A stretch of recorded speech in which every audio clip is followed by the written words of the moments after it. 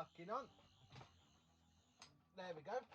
So, welcome to another Doctor Who discussion video that I've done, and this time I'm looking into my top favourite Doctor of all time, the fourth Doctor. As you can tell by my cardboard cutout of Tom, I've moved in closer into this for this magic video shot with all my DVDs and Blu-ray releases all on the shelf of the Tom Baker era. So, the fourth Doctor, aka Tom Baker, is my all-time favourite Doctor. He is my absolutely all-time favourite. I can't find a foot wrong with Tom's kind of Doctor. You're okay, he has 2 bad seasons, but some very good stories in those bad seasons, but it's really enjoyable. So I'm going to put this on pause, add my new intro, and then get straight into the discussion.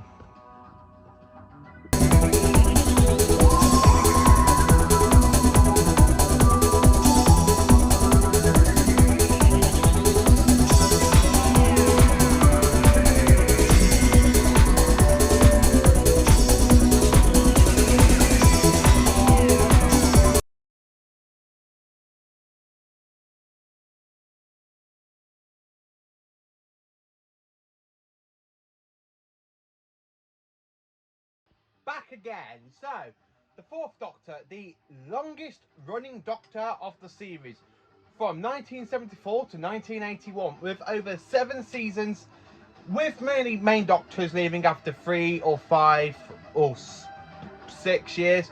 Tom Baker is the longest running Doctor that nobody has ever beaten his records so far up to date.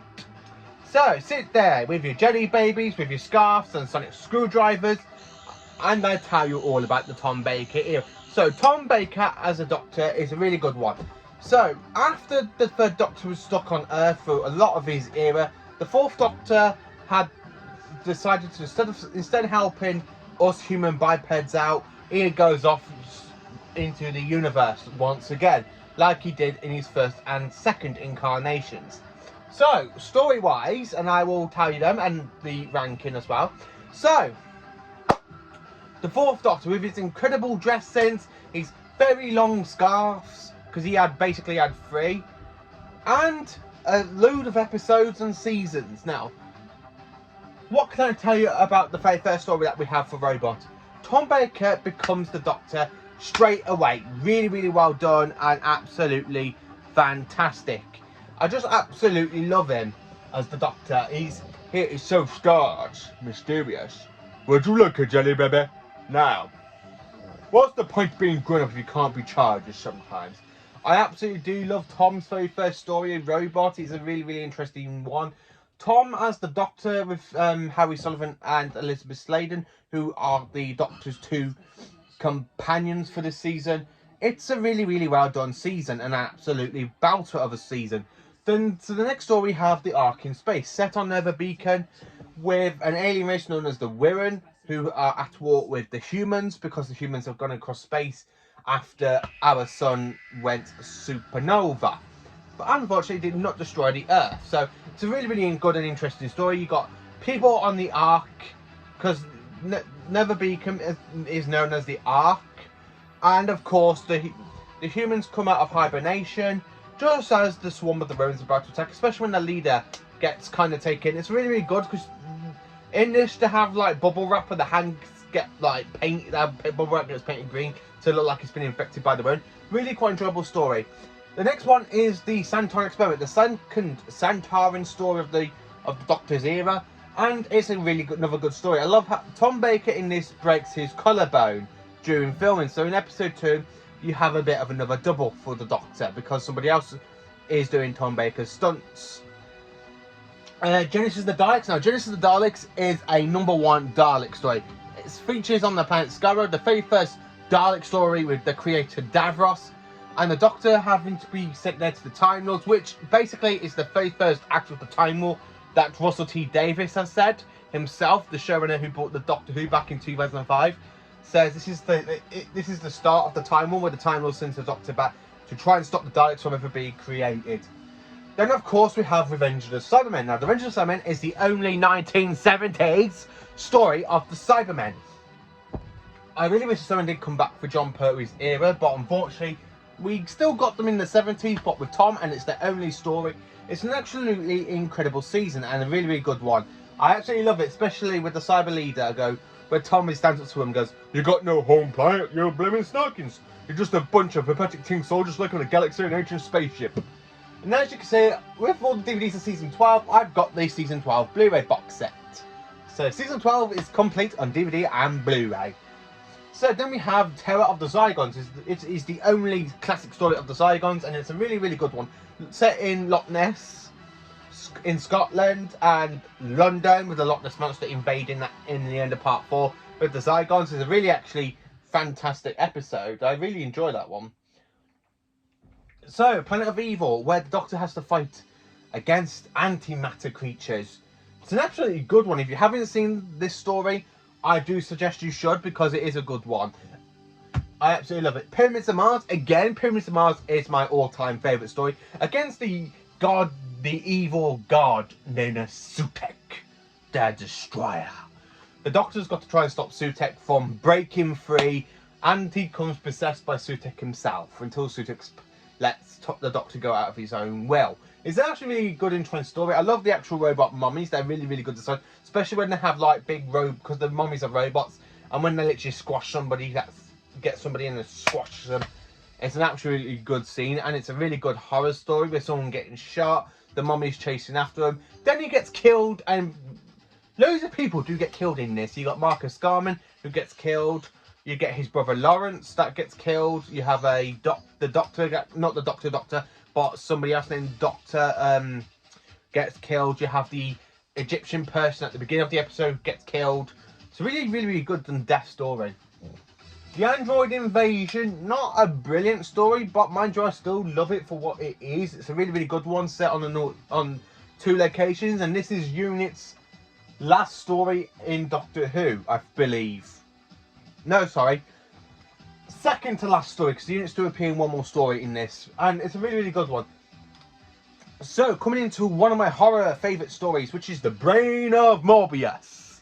I absolutely love that, with the Time Lords on trying to the Doctor's card to stop Morbius from being resurrected, but mainly his brain, and he is betrayed by the Sisterhood of Khan. If you haven't seen my review for this story, I do suggest check it out, because it is a really good one that I have reviewed.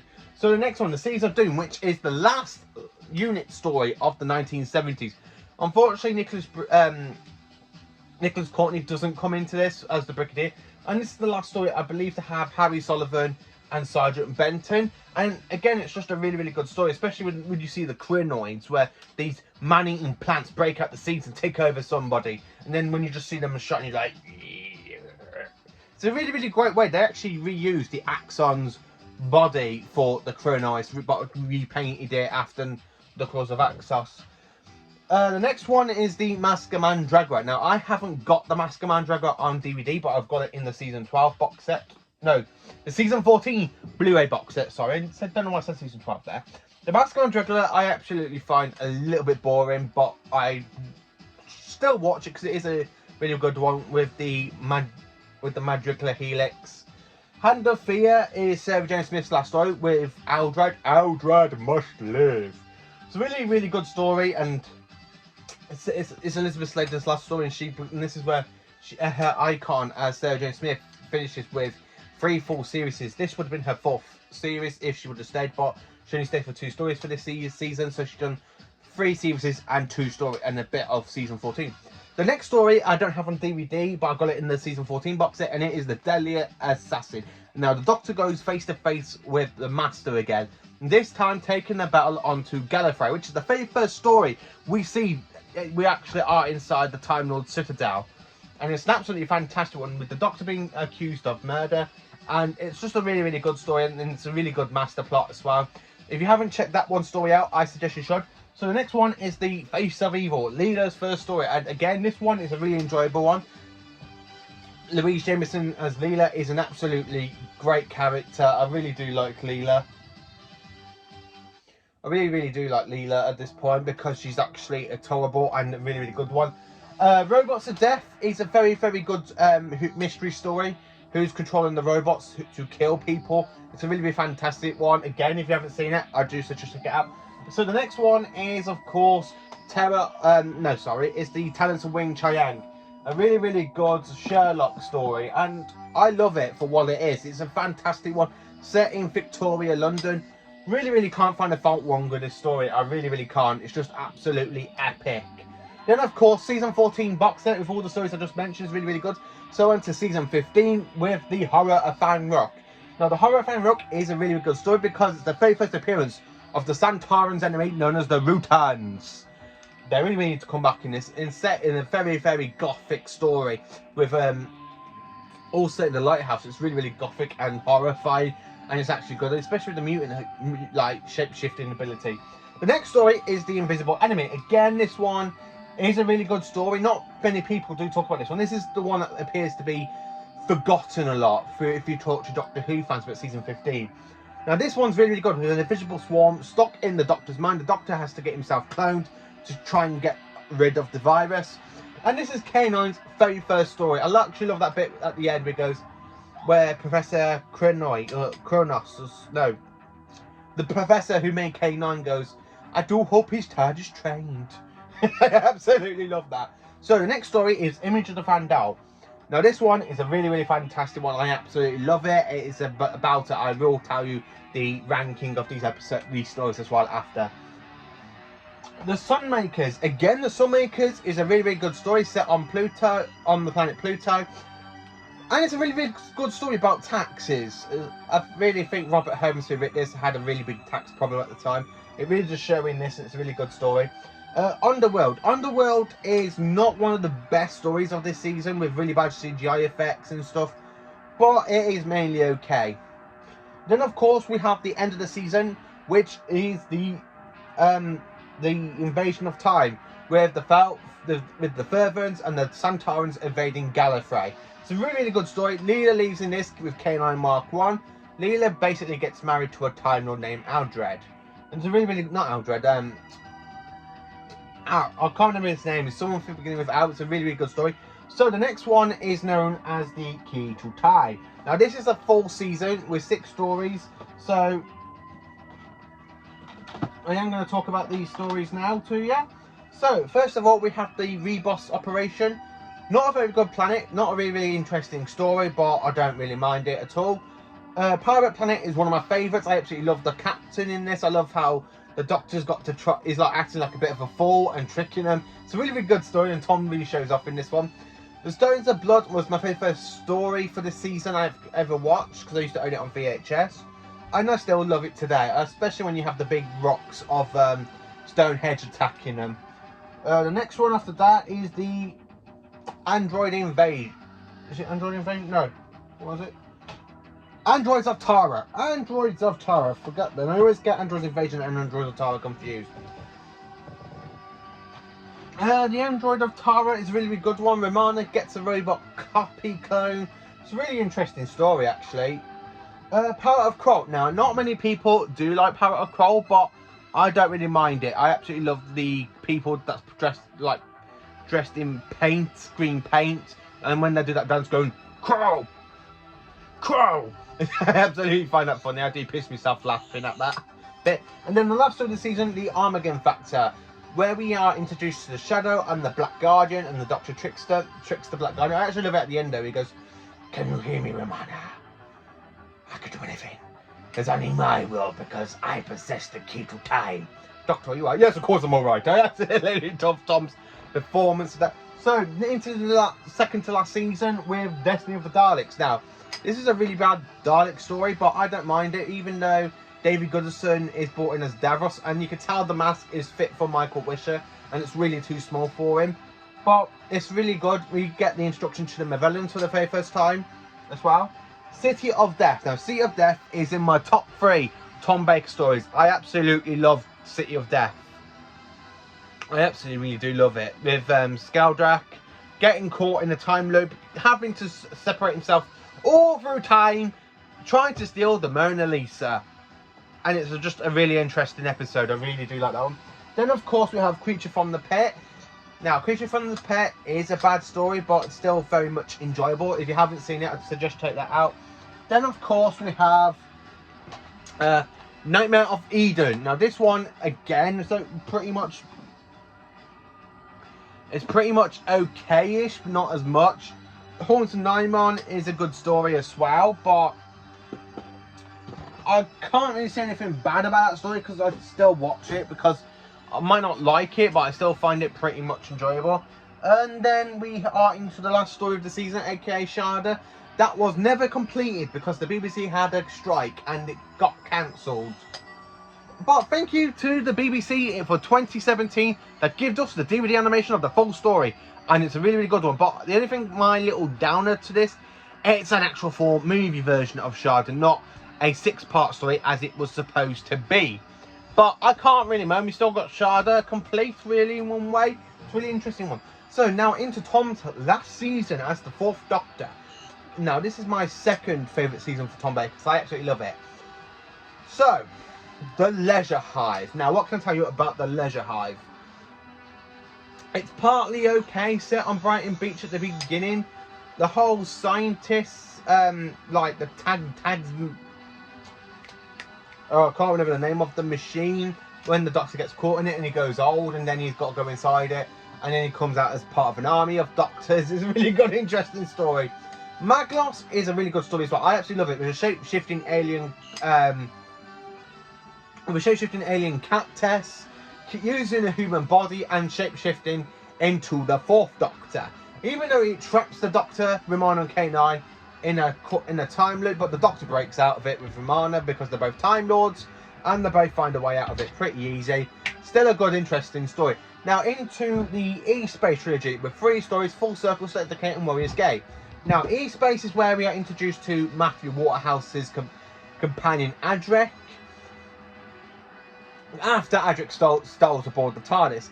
So Full Circle, what can I say? I actually love the Marshmen in this, where they literally come out of the swamp and they're like, a bit like the Sea Devils, really, but I absolutely do love that scene. It is 100% creepy when you see them.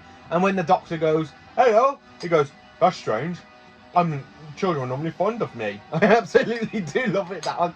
State of Decay is the only story of Classic Who to feature vampires. The 3 last vampires that fought the great vampire war with the Time Lords, and of course, the Time Lords won, and they got stuck in E-Space. Warriors Gate ain't that good, but it's still very much enjoyable. It is the last story of the trilogy. And of course, Romana and K9 leaving the story, where Adric basically leaves into our universe with the 4th Doctor. Going into the next story, which is known as the Keeper of Traken. Now that we are reunited with the Master in this after the Deadly Assassin. The Master's on Traken trying to abduct the power of the Source so he can renew himself. Unfortunately, that does work because he jumps into Tremus's body, goes, a new body at last. And he literally just goes into the house and just leaves. I absolutely do love Keeper of Traken. I love the Melker. Jeffrey Beavers as the Master, where he goes, "What do you think of my new ship, Doctor?" I do absolutely love Jeffrey Beavers' version of the Master, and he has come back in for Big Finish. And I've got one of his stories on Big Finish, so I do need to listen to it, the rest of it, because he's a really interesting version of the Master.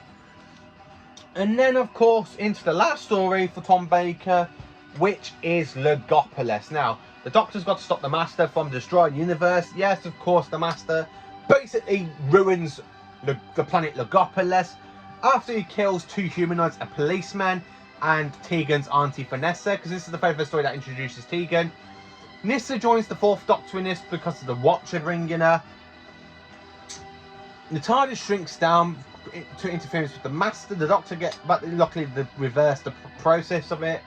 And of course, the Doctor's got to team up with the Master, and he falls to his death while saving the universe from the Master. So, the regeneration scene is really, really well done for Tom.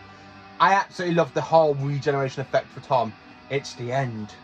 The moment has been prepared for, and the Watch just walks into the 4th Doctor's body, kicking off the regeneration into Doctor number 5. So that is the stories for Tom Baker. So how do I rank them? Robot, 10 out of 10. Ark of Space is 10 out of 10. Santon Experiment is basically a 6 out of 10, but still enjoyable. Genesis of the Daleks is 10 out of 10. Again for 6 out of 10. Revenge of the Summon. Terror of the Zygons is 10 out of 10. The Planet of Evil is 10 out of 10. Pyramids of Mars is 10 out of 10. The Android Invasion is 5 out of 10. The Brain of Morbius is 10 out of 10. The Seas of Doom is 10 out of 10. The Mask of Mandragora is a 7 out of 10. The Hand of Fear is 10 out of 10. The Deadly Assassin, 10 out of 10. The Face of Evil, 5 out of 10. Robots of Death, 10 out of 10. The Thanos of Wing Chang, 10 out of 10. Horror Fan Rock is 10 out of 10. Invisible Enemy, 10 out of 10. Images of Van Dell, 9 out of 10. Sunmakers, a 4 out of 10. Underworld, 1 out of 10. The Invasion of Time, 5 out of 10. Reboot Operation, again, 1 out of 10. The Pirate Planet's 10 out of 10. The Stones of Blood's 10 out of 10. Androids of Tara, a 5 out of 10. The Power of Coal, 10 out of 10 for me, because I absolutely love that one. The Armageddon Factor, 10 out of 10. Destiny of the Daleks is down to a 5 out of 10. I'm really sorry, Destiny of the Daleks. Seat of Death is definitely 10 out of 10. Creature from the Pit, 5 out of 10. The Haunts of Nimon, 10 out of, is basically the same, 5 out of 10. Nightmare of Eden, again, a 5 out of 10. Sharda, 10 out of 10.